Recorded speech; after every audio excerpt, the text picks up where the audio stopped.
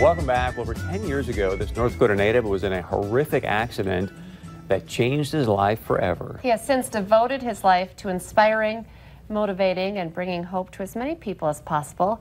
Here to share his amazing story with us is Ben Hilden. Thank you so much for coming in today. No problem.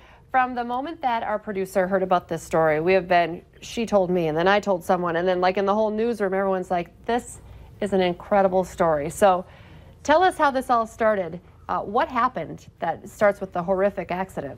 So I was just going into back therapy in Park River on April 6, 2007, and normal day. I was by myself. It was Good Friday, actually, and I was going down this old back on gravel road that nobody else takes because I was always late for everything. So I always take that road in, and I've never been in an accident, never lost control. On that day, I lost control. It was icy.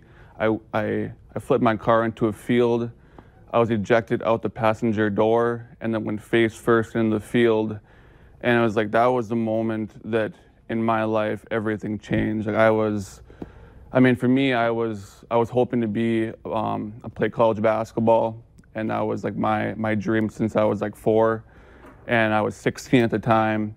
And so that was the moment that like everything changed and kind of brought me on this journey and where I'm at today, you know, talking to you guys right now. So were you conscious the entire time? I actually, you know, I had flashbacks that I can remember now what happened, but it took a year after my accident to actually fully remember, you know, the accident and being in the field. And then for me, like one of the biggest miracles is that my parents actually found me. And that was like, to me, even looking back at it, like the chances of that happening, them going down that road that they never take and then finding their own son is just like remarkable to me, even just thinking back to that it actually happened. So you brought up that it happened on Good Friday. Your book has got faith in the title. I got to presume this is strengthening your faith quite a bit, and if so, how? Well, you know, it wasn't always, you know, at the very beginning, it was hard for me because my life went down to nothing. Like I was given less than a 5% chance to live through all my injuries. And, you know, coming out of that, coming out of my coma and seeing my situation, it was just like, why did this happen to me, God? Like, why would you put this, you know, on me, on this burden for me to come back from all this? I just didn't understand. So at first I actually questioned, is there a God?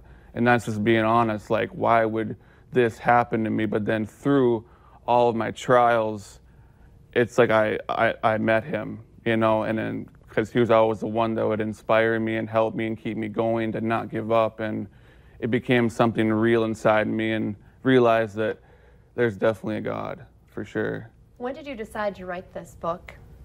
About 5 years ago. I was at a radio interview and Missy O, I was on her radio show in Grand Forks, and she gave me the idea, and I thought, well, I'm not a very good writer, so I can't. But then I went home, and there was like this inspiration that came over me to want to help people and to share my story. So I did, and it came out a year later. So I think a lot of people go through life questioning, like, hey, is there really a God? What does this mean? They ask the question, why do these things happen to me? What would you say to those people?